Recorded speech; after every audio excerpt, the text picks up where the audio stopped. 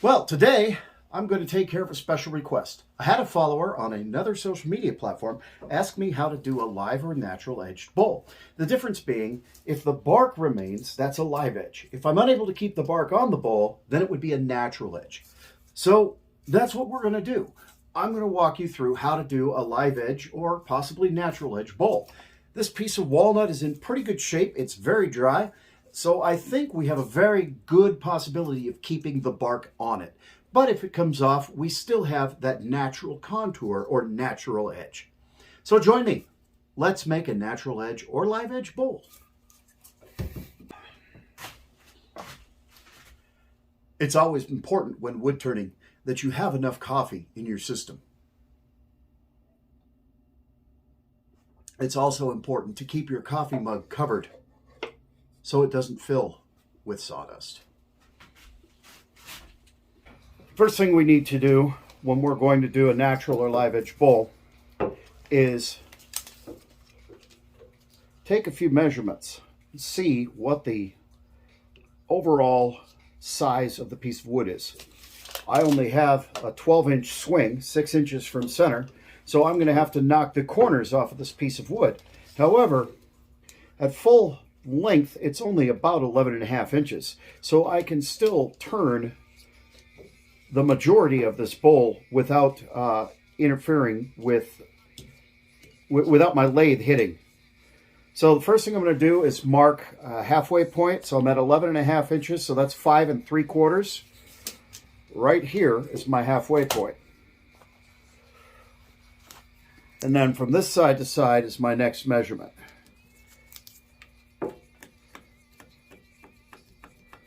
Now what I'm going to have to do is take a chisel and knock away quite a bit of this so that I can get the log flush against the face of my chuck.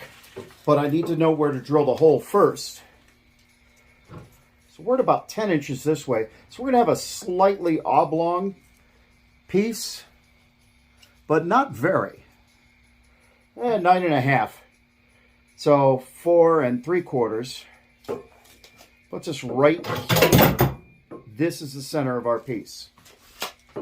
So I will drill a hole for the woodworm screw, and then I'll take a chisel and clear out some area.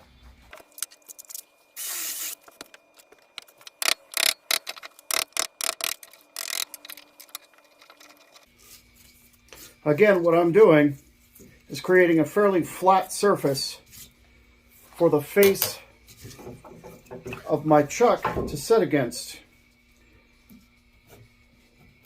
But what will really hold the piece is the leverage of the woodworm screw inside the piece of wood, pulling it to the chuck face, which is why it's important that it rests flat. Now, this is only a 12-inch swing, and this is 14 inches across. So I've got to take it to the chop saw and knock the corners off of it.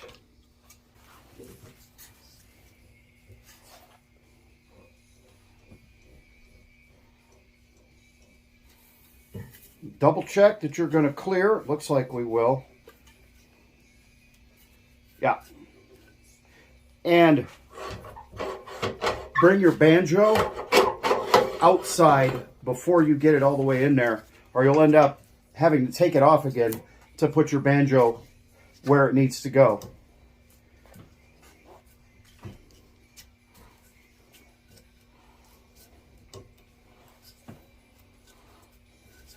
So again, what holds your piece is the friction created by the screw and how tight you sandwich the wood against the jaws of the chuck. If your piece gets stuck, just loosen the chuck and pull it off, and you can turn it out with a pair of pliers immediately, really easily. So we're going to bring the tailstock up because this is going to be out of balance for a few minutes. So we want to give it as much of a fighting chance as possible. You also want to create a little bit of extra distance here so that you have maneuverability of your banjo. So rather than tighten the tailstock immediately, I'm going to run my quill out a little just to give myself enough space that I can move my banjo around so that the tool rest is where I need it to be. And then before I bring the tool rest up, I'm going to start it at slow speed and see how out of balance it is. It's out of balance, but I'm running at about 600 RPM, and I can maintain that in order to get it into the round. Sometimes, if it's out of balance, you have to start a little slower. Do what is safe for you and your shop.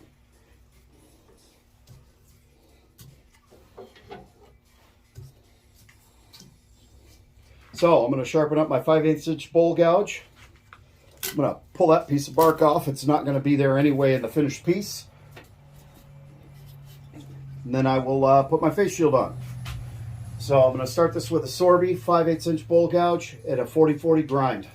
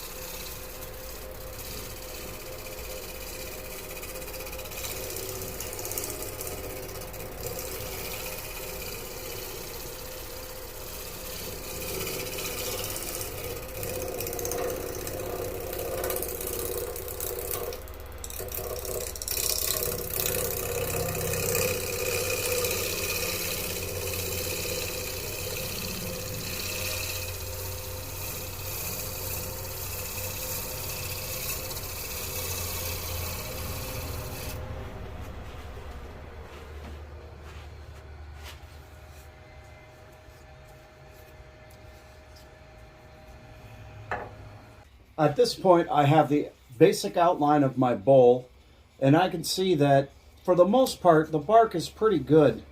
So I don't think I really need to worry too much about trying to glue it on or anything. It looks like it's pretty solid. There's a few iffy spots on the ends, and I'll be very gentle there, but for the most part, I think it's going to be good. Now I need to sand this. There's a lot of air, so I probably end up manually sanding a lot of this part, simply because there's not a continuous rim once we get above right here. This bowl was a little bit off kilter, but that's okay for this style. That's kind of adds to the ruggedness and the rusticness of this piece. It will appear to be an oval shape when it's done, simply because these sides are lower than the ends. However, when you look at it from the bottom straight on, it's perfectly round.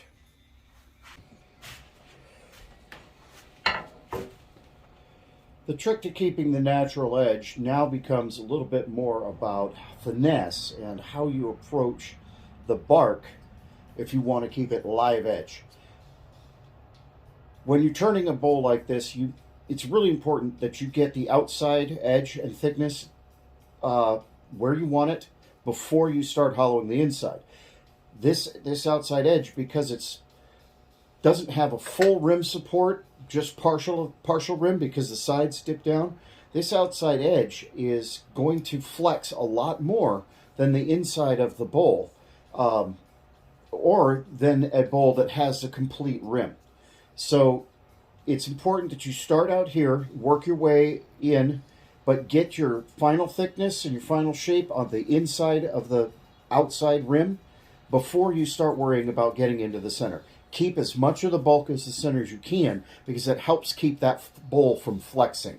And what will kill you when you turn a bowl like this is if you hollow out from the inside to the edges, it'll start to flex and you'll never get a clean cut on the outside.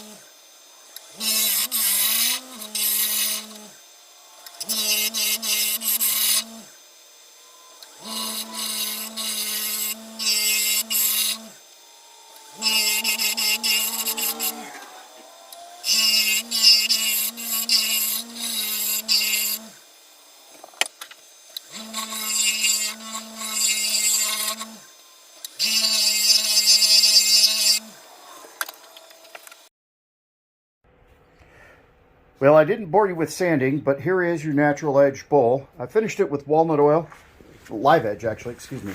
I finished it with walnut oil. It's a polymerizing oil, it's natural, it's food safe, unless you're allergic to walnuts, in which case you probably shouldn't be buying walnut bowls.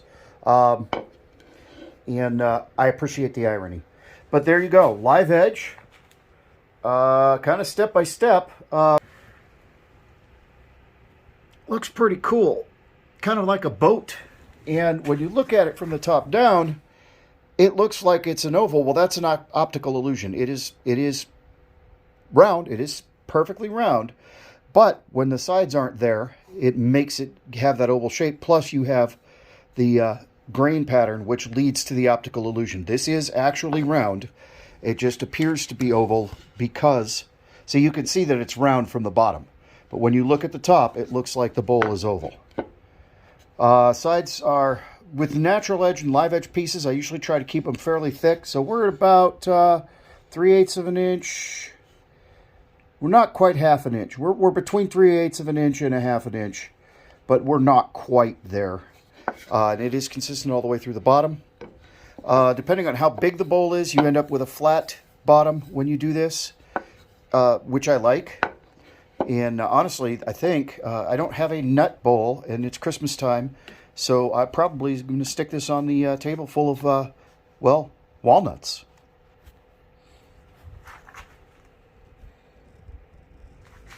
Love this little feature right here. That's cool. And again, the walnut oil itself is going to absorb in, and it's going to give it a deep glow, but it's not going to give it gloss. This is still pretty damp.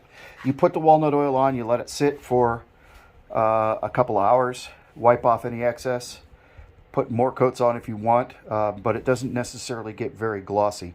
I do have Mahoney's walnut wax, which I will put over the top of this, but this is not a natural edge and live edge bowls. I don't generally finish shiny. I don't feel like when you have the bark that gloss is appropriate. That's just my opinion. If somebody wanted a glossy live edge bowl, I'd make them a glossy live edge bowl, I guess. But I feel like that kind of a rich, deep, just kind of a, it's not really a glow, it's not shiny, but it glows. I feel like that's more appropriate for this style of bowl. All right, my next project is going to be a multi-axis salt and pepper shaker. I'm turning for a friend to watch because he's stuck and bored with turning salt and pepper shakers. So he asked me if I would do a video and give him some inspiration. So look forward to that one.